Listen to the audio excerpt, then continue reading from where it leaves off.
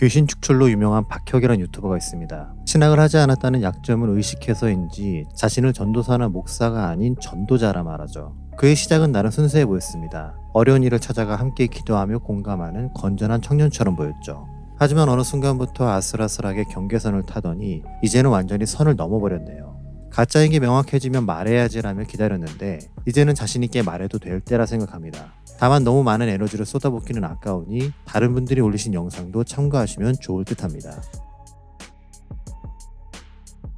박혁의 이단성에 대해 말하려면 먼저 그가 주장하는 직통계시에 대해 정의해야 합니다. 그는 자신이 하나님으로부터 직접 메시지를 받았다고 말하죠. 그러나 다수의 교단과 신학교 그리고 이단과 사이비 연구가들의 의견처럼 하나님이 직접적으로 주시는 직통계시는 성경 이후로 존재하지 않습니다. 이때 누군가는 나는 기도하고 묵상할 때 하나님이 이런저런 생각을 주시는데 그건 계시가 아니야? 라는 의구심을 가질 수 있습니다. 기도하면서 고민하던 것들을 결정했다던가 누구를 만나 교제하고 기도해야겠다는 끌림은 계시가 아니라 성령이 주시는 마음의 감동이죠. 이러한 마음의 감동은 구약시대부터 지금까지 계속해서 존재해왔고 어느 누구에게나 일어날 수 있는 일이기에 전혀 문제될 게 없습니다. 오히려 성경이 말하는 계시란 공적이며 보편적인 메시지를 담은 것입니다. 하나님께서 어느 특정한 사람에게 말씀하셨어도 그 내용이 불특정 다수에게 보편적으로 적용되어야만 하죠. 일례로 노아에게 방주를 만들라는 것이나 모세에게 이스라엘 백성을 출애굽시키라는 명령, 다니엘이나 에스겔 혹은 요한에게처럼 환상을 통해 말씀하시는 것들이 계시입니다. 하나님께서 이들을 선택하셔서 말씀하셨지만 그 결과가 다수의 사람들에게 미치기 때문이죠. 분명한 것은 성경 외에 다른 직통계시가 존재하지 않는다는 것입니다. 하나님께서 어떤 교회나 공동체에게 원하시는 바가 분명히 있겠지만 박혁이나 시스터즈 같은 자를 통해 세상을 구원해내는 계획을 하지 않으시니까요. 예수님 이후로 그러한 사명을 맡은 사람도 없고 그러한 능력을 받은 사람도 존재하지 않습니다. 그럼에도 계속해서 직통계시를 주장하며 자기 사역의 정당성을 확보하려는 것은 자칭 하나님인데도 나이 들어 죽은 문선명, 자기 병도 못 고치는데 인류를 구원하겠다는 이만희, 여자에게 환장한 카사노바 예수 정명석과 동일한 짓을 하는 것이죠. 그렇기에 개인적으로 느낀 생각과 감정들을 두고 하나님의 계시니 어쩌니 하는 사람들은 이들과 동급임을 자처한다고 봐도 무방하죠.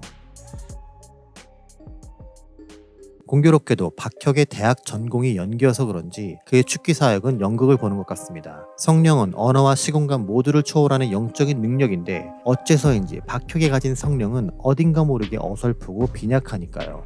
마치 와이파이가 잘 안 터지는 곳에서 영상통화를 하는 것처럼 시간차 딜레이가 생기죠. 일례로 외국인들이 모인 집회에서 그는 귀신 들린 자에게 영어로 명령합니다. 이때 옆에 있는 통역사가 그걸 현지어로 바꿔 말해줘야지만 귀신 들린 자가 반응을 하죠. 그러다 보니 귀신 들린 자도 박혁의 말보다는 통역사의 말을 더 주의 깊게 들으려 하고요. 이게 뭐 하는 짓인지, 어째서 박혁의 성령은 꼭 영어로만 전달되고 통역을 거쳐야 역사할까요? 언어의 장벽도 뛰어넘지 못하는 성령이 과연 시공간을 초월할 수 있을까요? 그의 성령이 진짜라면 사도행전에 기록된 오순절 성령 강림 사건처럼 아프리카 사람에게 영어가 아닌 한국어로 말해도 그들이 알아들어야만 하지 않을까요? 게다가 그는 강력한 귀신을 내쫓는다며 소리치고 혼을 내며 윽박을 지릅니다.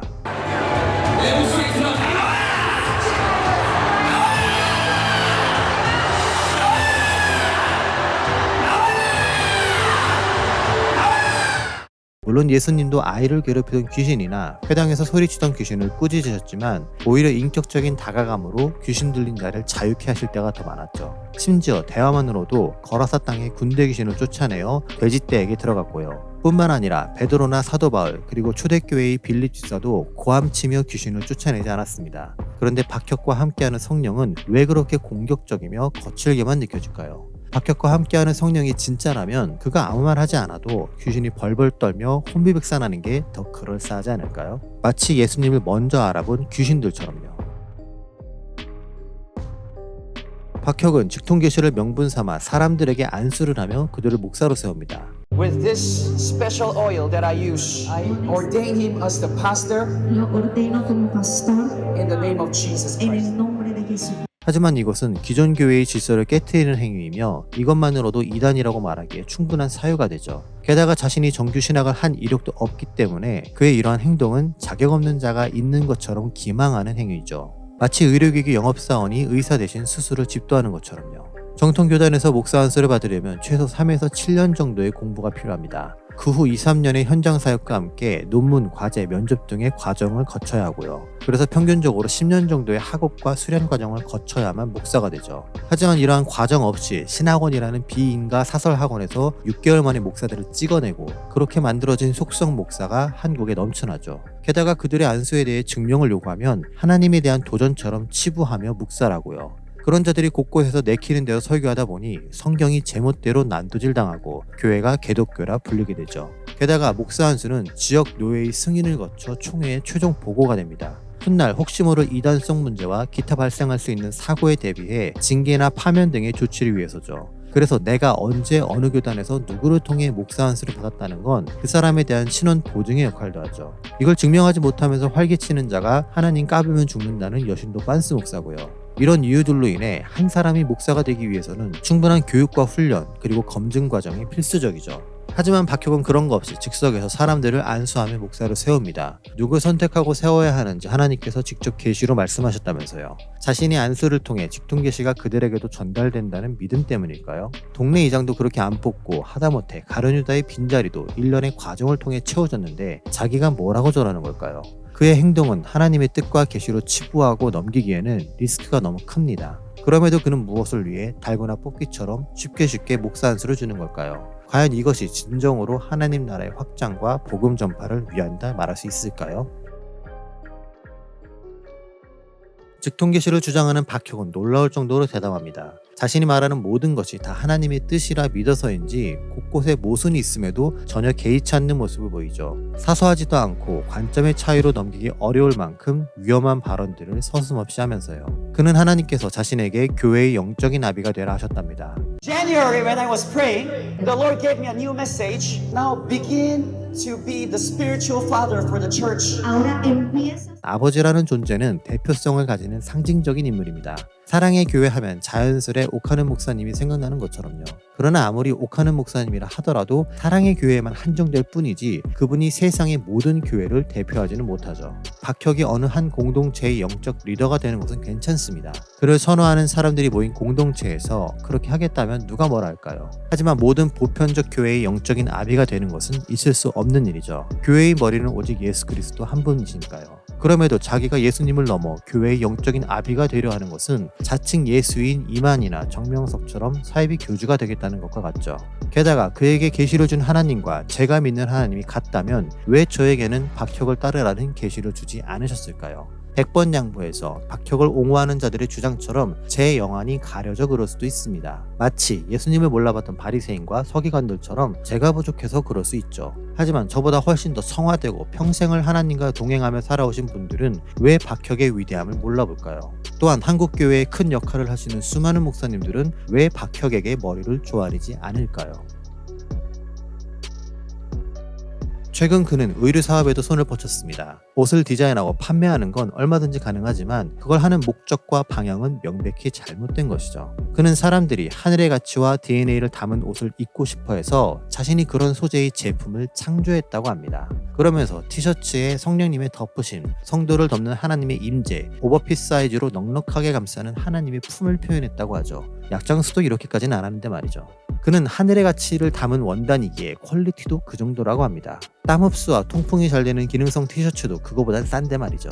차라리 제작 원가가 13,000원인데 90%는 미자립교회와 선교를 위한 헌금으로 쓰일 예정입니다. 그래서 티셔츠 한 장이 130,000원입니다 라고 하는 게 더 솔직하고 가치 있지 않을까요? 노인들한테 비싼 핸드폰 요금제 팔면서 이걸 사용하는 게 애국이며 하나님 나라의 확장이라고 속이고 뒤로는 자기 딸 사업체 배불리는 빤스 목사처럼 쪽팔리게 왜 이럴까요? 하늘의 가치와 DNA는 어떤 물건에 담고 말고 하는 게 아닙니다. 간혹 교회에서 소속감을 고취시키기 위해 단체 티를 맞춰 입기는 하지만 그건 심리적이며 정서적 효과일 뿐이죠. 단체 티를 입는다고 해서 믿지 않는 자가 믿는 자로 바뀌고 입은 사람끼리 영적인 교류가 생기는 건 아니니까요. 오히려 믿는 자를 하나님의 자녀들이라 말하고 공동체가 하나 되는 것은 눈에 보이지 않는 영적인 연합 때문입니다. 그러한 영적인 연합은 바울의 말처럼 예수 그리스도로 옷을 입어야만 가능한 것이고요.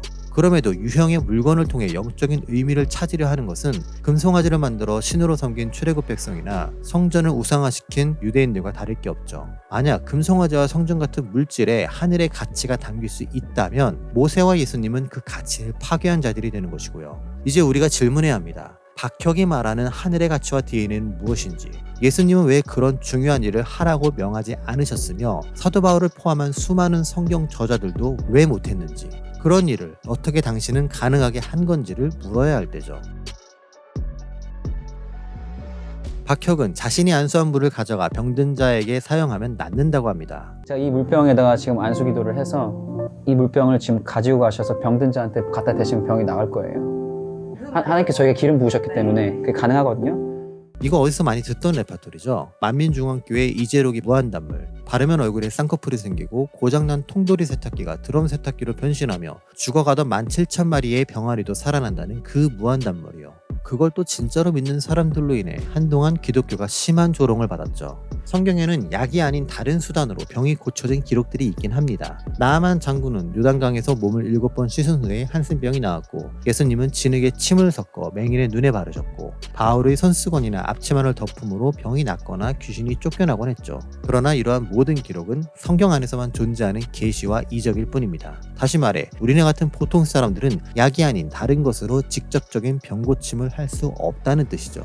물론 지금도 치유의 은사가 있고 이걸로 타이틀을 걸고 활동하는 분도 있습니다. 하지만 그건 그들을 통해 역사하는 성령의 능력일 뿐이지, 그가 마시는 물, 그가 입던 옷, 그가 사용하던 물건으로 성령이 역사하는 게 아니라는 거죠. 만약 그렇게 도구를 통해 성령이 배달된다면 바울은 디모데의 병이 낫기 위해 기름을 쓰라고 권면하기보다 내가 널 위해 특별히 안수한 기름을 보내니 이걸 사용하라고 명령했겠죠.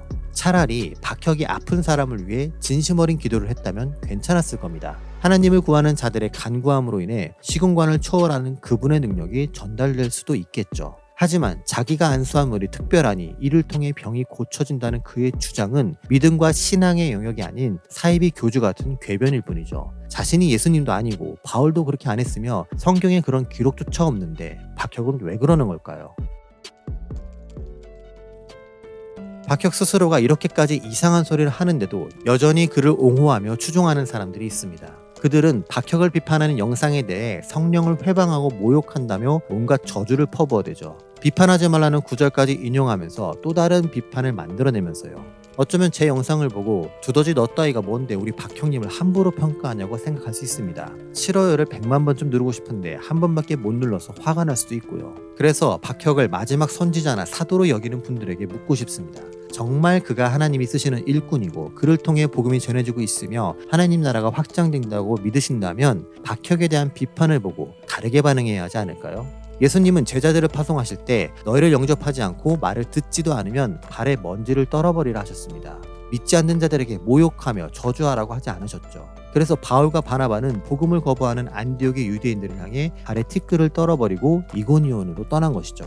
박혁을 옹호하는 여러분들의 믿음이 진짜라면 성경의 가르침을 따라야만 합니다. 그를 비난한다고 해서 성경의 표현을 빌어 저주하는 것은 그가 진짜이지 않다는 반증이지요. 자신이 직접 명품을 구입한 사람은 옆에서 아무리 그걸 보고 짭이라 비난해도 개의치 않습니다. 하지만 뒷골목에서 짭을 산 사람은 주변의 의심과 비난에 민감해지죠. 짭을 산 게 들킬까봐 노심초사하며 예민하게 반응하고요. 마찬가지로 내가 믿는 예수가 진짜라면 옆에서 아무리 조롱하고 무시해도 상관없습니다. 그게 믿음이고 신앙이니까요. 그렇다면 여러분은 예수를 믿는 건가요? 아니면 박혁을 믿는 건가요? 그가 진짜라 믿는다면 그를 향한 비난에 대해 어떻게 반응하는 게 좋은 걸까요? 저는 축기사역 자체를 부정하지 않습니다. 하지만 귀신을 몰아내고 기적을 행하며 여러 가지 영적인 능력을 행한다 해서 그가 전적으로 하나님의 일꾼이라 생각하지도 않지요. 왜냐하면 예수님께서도 그들을 도무지 알지 못한다 말씀하셨기 때문입니다.